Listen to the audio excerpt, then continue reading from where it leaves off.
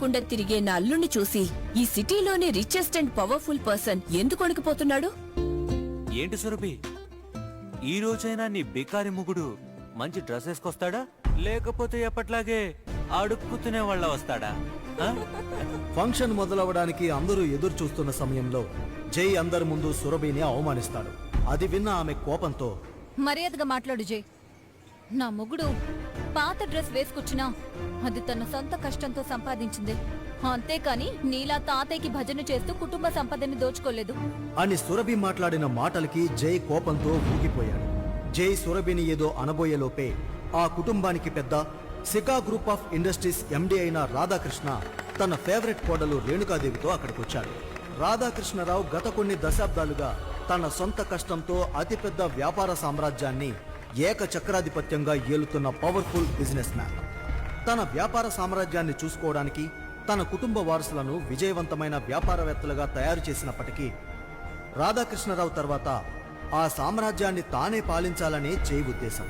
అందుకోసమే అతను రాధాకృష్ణరావుకు భజన చేస్తూ ఉంటాడు. ఆ కుటుంబంలో అతనిలాగే మరికొందరు అదే ఉద్దేశంతో ఎదురు చూస్తున్నారు. కానీ సురభి ఆలోచన మాత్రం వీటన్నిటికీ భిన్నంగా ఉంది. మిగిలిన వాళ్లంతా పెద్ద పెద్ద హోదాల్లో ఉన్న వాళ్ళని చూసి పెళ్లి చేసుకుంటే సురభి మాత్రమే నిజమైన ప్రేమను వెతుక్కుంటూ వెళ్ళింది. అందుకే తన తాతయ్య తన కోసం సెలెక్ట్ చేసిన మిడిల్ క్లాస్ అబ్బాయి అయిన శివనే భర్తగా ఒప్పుకొని తనకి గౌరవం ఇచ్చింది. దీనివల్ల సురభి తన కుటుంబ సభ్యుల నుండి చాలా అవమానాలు ఎదుర్కోవాల్సి వచ్చింది. సురభి ఒక మంచి కంపెనీలో ఉద్యోగంలో చేరి బాగా సంపాదిస్తోంది. కానీ శివ మాత్రం బిజినెస్ చేయడానికి ప్రయత్నించి చాలాసార్లు నష్టపోయాడు. దానివల్ల అతను చాలా బాధపడ్డాడు. అంతేకాదు, దీనివల్ల శివ ఇంకా సురభి మధ్య దూరం కూడా మొదలైంది. కానీ దీన్నే అవకాశంగా తీసుకుని వారిద్దరినీ విడదీయాలని వాళ్ళ కుటుంబ సభ్యులు ప్రయత్నాలు చేస్తున్నారు. కానీ సురభి మాత్రం ఎట్టి పరిస్థితుల్లోనూ శివను దూరం చేసుకోవాలని అనుకోవట్లేదు. ఆ రోజు సురభి తల్లి రేణుకాదేవి పుట్టినరోజు. ప్రతి సంవత్సరం కుటుంబ సభ్యులందరూ కలిసి రేణుకాదేవి పుట్టినరోజును గ్రాండ్గా సెలబ్రేట్ చేస్తారు. అక్కడ అందరూ తమ హోదాను చూపించుకోవడానికి ఉన్న కాస్ట్లీ నగలన్నీ వేసుకుని వస్తారు. ఫంక్షన్ మొదలవగానే రేణుకాదేవి స్టేజ్ మీదకు వెళ్లి మాట్లాడడం మొదలుపెట్టింది. నా బర్త్డే పార్టీకి ప్రతి సంవత్సరం మీరందరూ కలిసి రావటం నాకు చాలా సంతోషకరమైన విషయం. ఈ రోజు నా పుట్టినరోజు మాత్రమే కాదు, దానితో పాటు మరొక ముఖ్యమైన విషయం మీ అందరి కోసం ఎదురు చూస్తోంది. దానికంటే ముందు మీరందరూ డిన్నర్ చేసి ఆనందించండి. అవును, అందరూ వచ్చారా? పార్టీ స్టార్ట్ చేద్దామా అని రేణుకాదేవి మాట్లాడుతూ ఉండగానే పరిగెత్తుకుంటూ చెమటలతో తడిసిపోయి ఆ పార్టీకొచ్చాడు శివ. శివని ఆ పరిస్థితిలో చూసి రేణుకాదేవితో పాటు సురభి కుటుంబ సభ్యులందరూ ముఖం చిట్లించుకున్నారు. ఇది గమనించిన జై శివ వైపు చూస్తూ, ఏంటి శివ, పెద్ద పెద్ద బిజినెస్ చేసే వాళ్ళందరూ కూడా కరెక్ట్ టైంకి వచ్చేసారు. పని పాట లేకుండా ఇంట్లో ఖాళీగా కూర్చొని తినే నీకెందుకు ఎంత లేట్ అయింది? 4 రూపాయలు సంపాదించడం తెలీదు, పెద్దవాళ్ళను ఎలా గౌరవించాలో కూడా తెలీదా అని అంటూ అందరి ముందు శివని తక్కువ చేసి మాట్లాడడం మొదలు పెడతాడు. అప్పుడు శివ తనను తాను సమర్థించుకుంటూ, అది కాదత్తయ్యా, అదేంటంటే అని శివ ఏదో చెప్పబోతుండగా, ఛీ, నీ కారణాలన్నీ మాకక్కర్లేదు, పార్టీ స్టార్ట్ చేయండి అని శివ ముఖం మీదే చెప్పి స్టేజ్ దిగి వస్తుంది. సురభి కుటుంబ సభ్యులందరూ వారిద్దరిని చూసి నవ్వడం మొదలు పెడతారు. శివ సురభి దగ్గరకొచ్చి తాను ఎందుకు లేటుగా వచ్చాడో చెప్తూ, సారీ సురభి, అసలు ఎందుకు లేట్ అయిందంటే.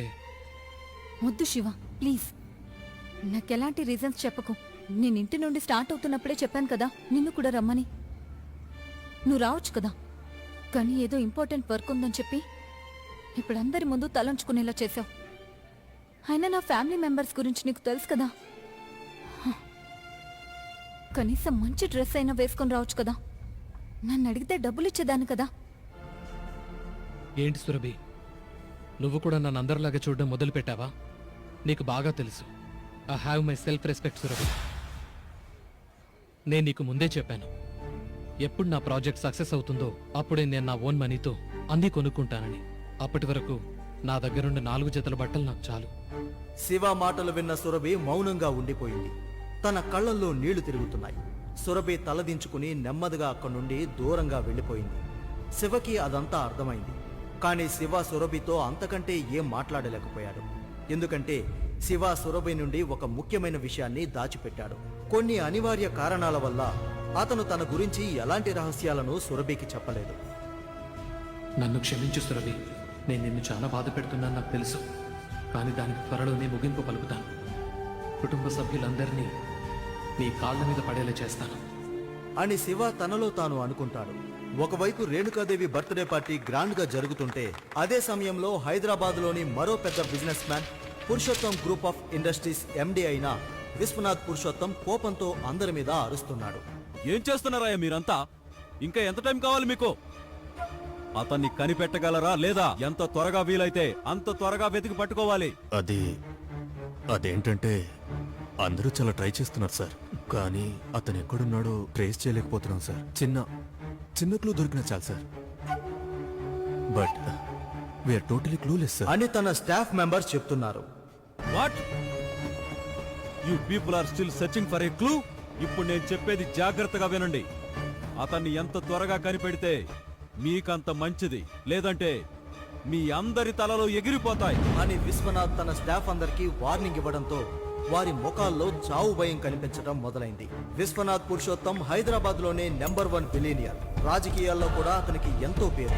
రాధాకృష్ణ కంటే 50 రెట్లు ఎక్కువ డబ్బు, పేరు ప్రఖ్యాతులు ఉన్నవాడు. అతను తనకు కావలసినది ఎప్పుడు కావాలంటే అప్పుడు, ఎలా కావాలంటే అలా, ఎక్కడ కావాలంటే అక్కడ పొందగల వ్యక్తి. కానీ ఇంత బలమైన వ్యక్తి ఇప్పుడు ఎవరిని వెతుకుతున్నాడు? అతని ఈ పరిస్థితికి కారణమేమిటి అనే ప్రశ్నలు అతని స్టాఫ్ మెంబర్స్ అందరిలో ఉన్నాయి. ఇక్కడ రేణుకాదేవి బర్త్డే పార్టీలో శివ ఎవరితోనూ కలవకుండా ఒంటరిగా ఒక టేబుల్ దగ్గర కూర్చున్నాడు. ఇలాంటి ఫంక్షన్ కి వెయిటర్ గా కూడా పనికిరాని వాణ్ణి అల్లుడు అని చెప్పే పరిస్థితి తీసుకొచ్చావు కదే. దయచేసి ఆ దరిద్రాన్ని ఇంకెప్పుడు తీసుకురాకు. శివ నా భర్త, నేనుంటే తను కూడా ఉంటాడు. ఒక అనామకుడిని, అనాథని, బికారిగాణ్ణి భర్తగా చెప్పుకోవడం నీకు బావుంటుందేమో కానీ ఆర్కే గ్రూప్ లాంటి చరిత్ర కలిగిన ఈ ఫ్యామిలీకి అస్సలు బావుండదు. మా అమ్మ మాటలేం పట్టించుకోకు. ఆంటీ అన్న దాంట్లో తప్పే ఉంది. శివ అనాథ, అనామకుడు, బికారే కదా. పెద్దాయన మీ అందరినీ పిలుస్తున్నారు. మీరు అవసరం లేదు, కూర్చోండి. అక్కడే దూరంగా బాధగా నిలబడి ఉన్న తన భార్యను చూసి ఇక మౌనంగా ఉండటం మంచిది కాదని అనుకుని వెంటనే వాష్రూమ్కి వెళ్లి అద్దం ముందు నిలబడ్డాడు. ఒక అనామకుడు, అనాథ, బికారివైన నువ్వు ఎప్పటికీ ఆర్కే ఫ్యామిలీలో ఒకడివి కాలేవు. శివ, ఇకపై నువ్వు అనామకుడివి కాదు, ఒంటరి వాడివి కాదు, మామూలు వాడివి అసలే కాదు. నువ్వు ఈ లోకంలోనే అత్యంత శక్తి గలవాడివి. అద్దంలో కనిపించిన ఆ రూపం చాలా భయంకరంగా ఉంది. ఎర్రటి కళ్ళతో శరీరం నుండి వస్తున్న ఆ తీవ్రమైన కాంతి సూర్యుడినే తెచ్చి భూమి మీద పెట్టినట్లు ఉంది. అతను కళ్ళు మూసుకుని ఏదో మంత్రం చదువుకుంటూ చేయెత్తాడు. వెంటనే అతని అరచేతిలో నుండి పొగ వచ్చింది. ఆ పొగ నుండి ఒక సీక్రెట్ మొబైల్ ఇంకా ఒక చిప్ బయటకొచ్చాయి. ఆ చిప్ను ఆ మొబైల్లో వేసి యాక్టివేట్ చేశాడు. కొన్ని క్షణాల్లో ఆ మొబైల్ నుండి కొన్ని డాక్యుమెంట్లు ప్రాసెస్ అవ్వటం మొదలైంది.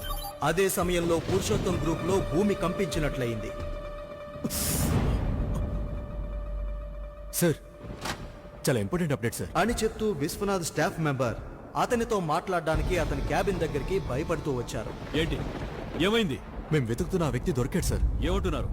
ఎక్కడున్నాడు అతను? వెంటనే అతను ఎక్కడున్నా ఇక్కడికి తీసుకురండి. సార్, అతను దొరికాడు అంటే ఎక్కడున్నాడో తెలీదు, కానీ అతని అకౌంట్స్ అన్ని మళ్ళీ యాక్టివేట్ అయ్యాయి సార్. ట్రేస్ చేయడం మొదలు పెట్టాం, కాసేపట్లో తెలిసిపోతుంది సార్ అని అంటారు. అప్పుడు విశ్వనాథ్, చెయ్యండి. ఎంత త్వరగా ట్రేస్ చేసి పట్టుకోవచ్చో అంత త్వరగా కనుక్కుని అతన్ని నా కళ్ళ ముందు నిలబెట్టండి. ఆలస్యం అయ్యే ఒక్కొక్క నిమిషం ఈ సామ్రాజ్యాన్ని ముంచేస్తుందని మర్చిపోవద్దు అని విశ్వనాథ్ పురుషోత్తం కోపంగా చెప్తూ ఒక సిగరెట్ తీసి వెలిగించుకున్నారు. అదే సమయంలో అక్కడికి పరిగెత్తుకుంటూ వచ్చిన మరో స్టాఫ్, సార్, మన కంపెనీ అఫీషియల్ ఇమెయిల్ కి ఒక ఇంపార్టెంట్ నోటిఫికేషన్ వచ్చింది సార్. అందులో ఏముంది? మన కంపెనీ షేర్లన్నీ ఇంకొకరి పేరు మీదకి ట్రాన్స్ఫర్ అయ్యాయి సార్. కంపెనీ పరిస్థితి చాలా దిగజారుతోంది సార్. ఏమంటున్నావు నువ్వు? చూడండి సార్. అసలు అది ఎలా సాధ్యం?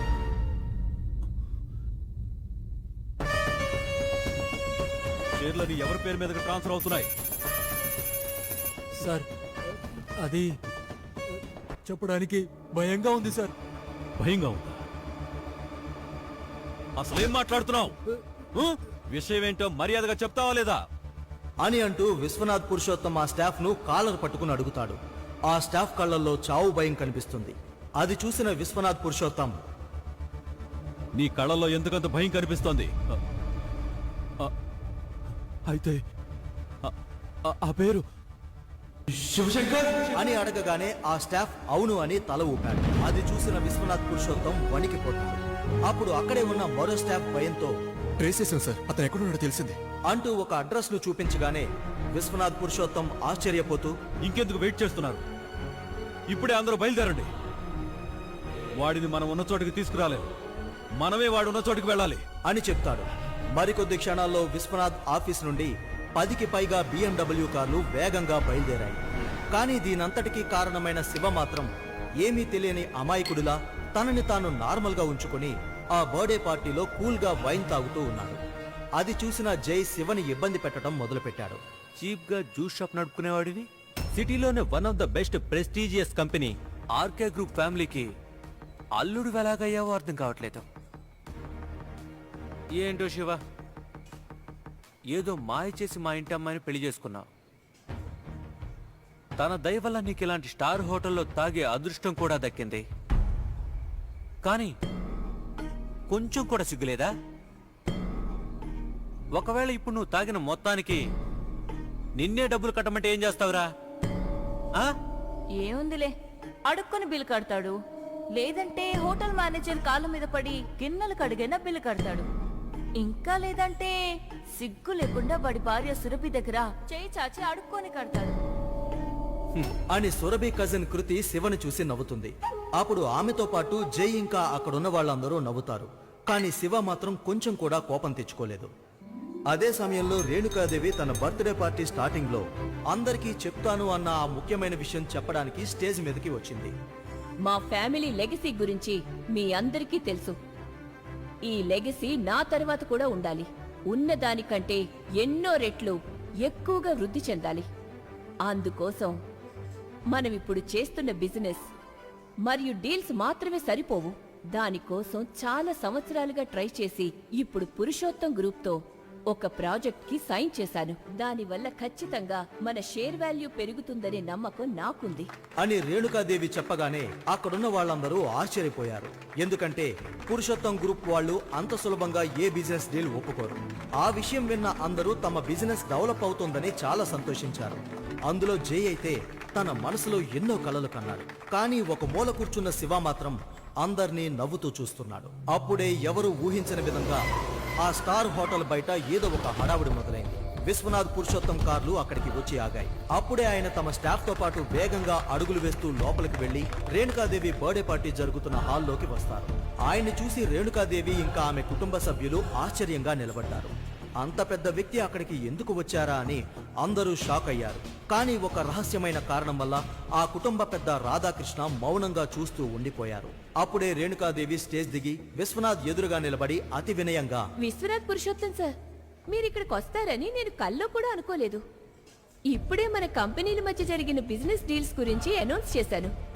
అంతలో మీరే ఇక్కడికి వచ్చేశారు. ఈ రోజును మేమెప్పటికీ మర్చిపోలేం అని రేణుకాదేవి మాట్లాడుతూ ఉండగానే విశ్వనాథ్ పురుషోత్తం ఇంకా మాట్లాడింది చాలు అన్నట్లు, మీరు తప్పుగా ఆలోచిస్తున్నారు రేణుక గారు. నేను ఇక్కడికి వచ్చింది మిమ్మల్ని చూడడానికో లేదా మీ ఫంక్షన్లో పార్టిసిపేట్ చేయడానికో నేను ఇక్కడికి రాలేదు. నేను ఇక్కడికి వచ్చింది శివ కోసం. ఏంటి, శివ కోసమా అని వెతుకుతూ ఆయన గంభీరంగా చెప్పిన మాటలకు అక్కడున్న వాళ్ళందరూ భయంతో వణికిపోయారు. సురభి ఆశ్చర్యంగా తన భర్త శివ ముఖంలోకి చూస్తుంది. జై అయితే షాక్ లో అలానే నిలబడిపోయాడు. ఏంటి, ఏం మాట్లాడుతున్నారు విశ్వనాథ్ సార్? శివానా? మీరు వెతుక్కుంటూ వచ్చేంత పెద్ద వ్యక్తి వాడు. చెప్పి ఉంటే మేమే పంపించేవాళ్ళం కదా. అవును, వాడినెందుకు మీరు అని రేణుకాదేవి అనగానే విశ్వనాథ్ పురుషోత్తం ఆమె వైపు కోపంగా చూస్తాడు. అప్పుడే తన టేబుల్ నుండి స్టైల్ గా లేచిన శివ నడుచుకుంటూ వచ్చి విశ్వనాథ్ ముందు నిలబడ్డాడు. చాలా నెలల తర్వాత శివను డైరెక్ట్ గా చూస్తున్న విశ్వనాథ్ శరీరం వణికిపోయింది. ఆయన శివ ముందు కూర్చుని అతన్ని 2 చేతులు పట్టుకుని ముద్దు పెట్టుకున్నాడు. ఇది చూసిన రేణుకాదేవి కుటుంబ సభ్యులందరూ షాక్ అయ్యారు. జ్యూస్ షాప్ నడిపే శివ ఆర్కే ఫ్యామిలీకి అల్లుడెలా అయ్యాడు? 2,000 కోట్లు బ్లాక్ మనీ శివకి ఎలా వచ్చాయి? ఇన్కమ్ ట్యాక్స్ రైడ్ అయ్యేంత డబ్బులున్నాయా? ఇంతకీ ఎవరు ఈ శివ? సంవత్సరమంతా కేవలం 4 జతల బట్టలు మాత్రమే వేసుకునే వ్యక్తి ముందు హైదరాబాద్లో అతిపెద్ద బిజినెస్ గ్రూప్ ఓనర్ మోకాళ్లపై ఎందుకు కూర్చున్నాడు? శివ శరీరంలో ఉన్న ఆ విచిత్రమైన శక్తి వెనుకున్న రహస్యం ఏంటి? ఉన్నట్టుండి అతని చేతికి ఆ సీక్రెట్ చిప్ ఎలా వచ్చింది? అతను పెళ్లి చేసుకుని గౌరవించి ప్రేమిస్తున్న తన భార్య సురభి దగ్గర శివ నిజాన్ని ఎందుకు దాచాడు? సురభికి తెలియని శివ అసలు ముఖం వెనుకున్న రహస్యం ఏమిటి?